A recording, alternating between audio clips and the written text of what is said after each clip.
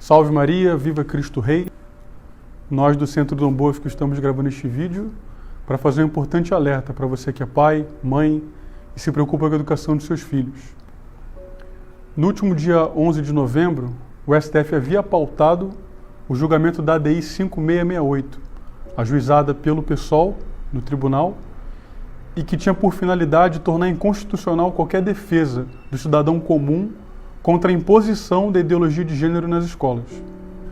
Para quem não sabe, em 2014 foi votado o Plano Nacional de Educação no Congresso Nacional, e uma das metas desse documento era a superação das desigualdades educacionais através da promoção de algumas pautas, entre elas a ideologia de gênero. Então as pessoas preocupadas com o que seria o futuro da educação dos nossos filhos foram ao Congresso Nacional, pressionaram os deputados e conseguiram a retirada de todas as menções ao gênero no texto original. Não somente isso, nos anos seguintes, quando o texto foi debatido nas diversas câmaras municipais do Brasil, as pessoas, cidadãos comuns como eu e você, também foram às casas municipais, pressionaram os vereadores e todas as menções a gênero foram retiradas em praticamente todos os municípios do país, os mais de 5.000 municípios do nosso país. E aí o que acontece? Não satisfeitos com essa derrota no Congresso Nacional, que é o lugar por excelência das discussões democráticas, o PSOL, o Partido Socialismo e Liberdade, ajuizou no Supremo Tribunal Federal uma ADI, que é uma ação direta de constitucionalidade, para tornar inconstitucional qualquer tentativa de retirar a ideologia de gênero da pauta da educação do nosso país. Chama a atenção o seguinte: o local por excelência das discussões democráticas é o Congresso Nacional.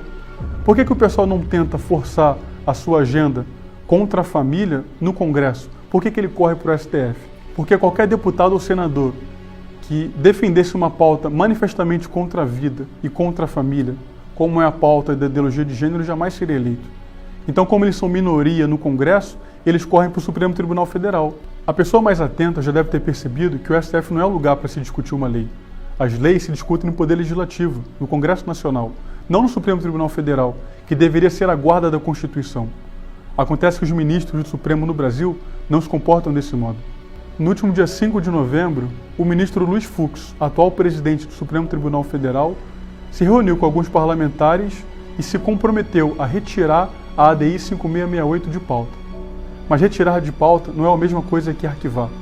Isso significa que a qualquer momento essa ADI pode ser posta em pauta de novo e nós enfrentaremos uma batalha nunca antes enfrentada pela educação das nossas crianças no país. Vejam vocês o que disse o mesmo ministro Luiz Fux numa reunião promovida pelo Conselho Nacional de Justiça no ano de 2016. O parlamento não quer pagar o preço social de decidir sobre o aborto, sobre a união afetiva ou sobre outras questões que nos faltam capacidade institucional. Então, como eles não querem pagar o preço social e como nós não somos eleitos, nós temos talvez um grau de independência maior, porque não devemos satisfação depois da investidura a absolutamente mais ninguém. É por isso que nós não podemos baixar a guarda em momento nenhum. O STF se comprometeu a promover pautas manifestamente contra a vida, contra a família e contra a santa religião cristã no nosso país. A ideologia de gênero, para quem não sabe, é a ideia absurda que dissocia o chamado sexo psicossocial do sexo biológico. É como se você dissesse para uma criança: você tem corpo de homem, mas você não é homem. Você tem corpo de mulher, mas você não é mulher. Para nós adultos pode ser risível ouvir uma coisa como essa. Mas já imaginaram as crianças, filhas de vocês, filhas dos seus amigos, recebendo esse nível de assédio na escola? Eu tenho aqui comigo o livro Questões de Gênero, da Judith Butler, a maior autora de gênero do mundo. Vejam vocês o que ela mesma diz sobre gênero no seu livro. Se o sexo e o gênero são radicalmente distintos, não decorre daí que ser de um dado sexo seja tornar-se de um dado gênero.